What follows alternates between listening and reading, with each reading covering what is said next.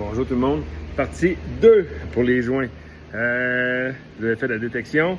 Celle-là, un peu de détection. Regardez, si on regarde là, ici, on voit-tu, regarde, c'est craqué. C'est craqué. C'est que la moulure, elle a bougé cet hiver. Ça, c'est une route de client qui est en remisage. J'ai commencé à les gratter. Quand que je gratte, ça donne à peu près comme ça ici.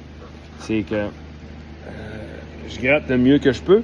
Puis, avec quoi que je gratte, tu sais, c'est mon fameux gratteux. C'est pour gratter, on fait quand même un peu attention. Il y a de la lumière. Moi, je fais mes vidéos à la bonne franquette, tout le monde. Hein. Pas de taponnage, rien. Tu sais, je les gratte, je rentre dedans, là. Je rentre comme il faut. Puis, qu'est-ce que je fais avec mon gratteux? Je viens couper le bout. Tu sais, il y a 2 bouts normalement comme ça. Mais au bout, je le passe en meule pour le rendre vraiment plus coupant. Puis, je viens gratter comme il faut. Je le nettoie. Je remets ça, moi, sur le cuir, comme une neuve. Pas de poêle, pas rien. J'y arrange ça, moi, là. T'sais, vraiment, là, numéro 1.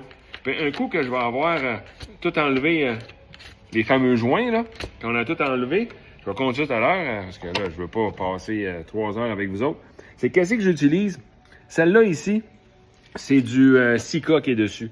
Le Sika, qu'est-ce que je prends? C'est que, tu sais, c'est mon fameux Mirage 2000, le savon qu'on vend.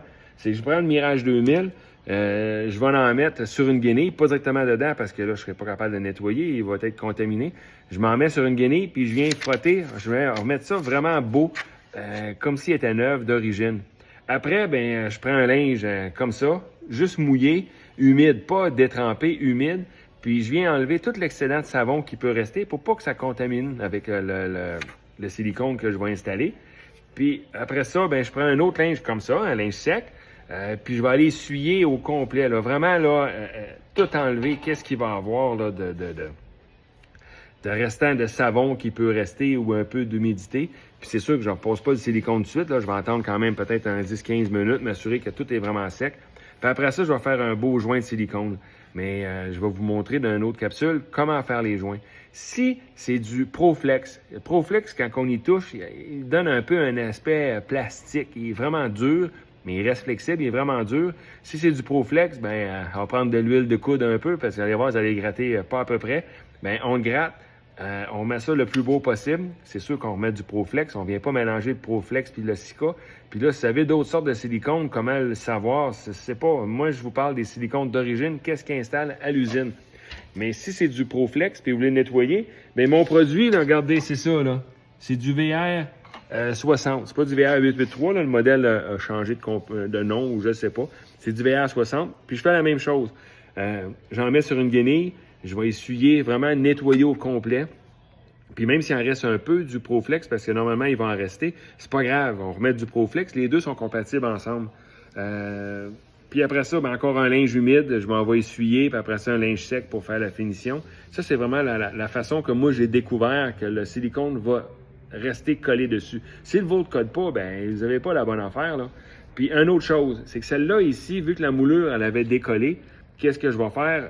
Moi, je suis habitué de travailler avec une drill impact, mais vous êtes trop cabochon pour servir de ça. Vous allez stripper toutes les vis.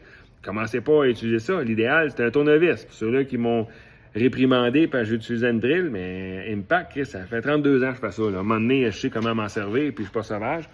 Mais prenez un tournevis à la main, c'est l'idéal. Surtout, si vous avez une structure d'aluminium. Allez pas prendre une drill, une structure d'aluminium, parce que vous allez tout stripper, puis là, vous êtes dans la marde après. C'est du taponnage. Et vous prenez un tournevis, un bon vieux tournevis à la main, puis vous revissez les vis, vous les racotez comme il faut. Puis si vous voyez qu'il n'y en a pas, parce que des fois, ça arrive que j'en démange, puis il y a une vis aux 3 pieds.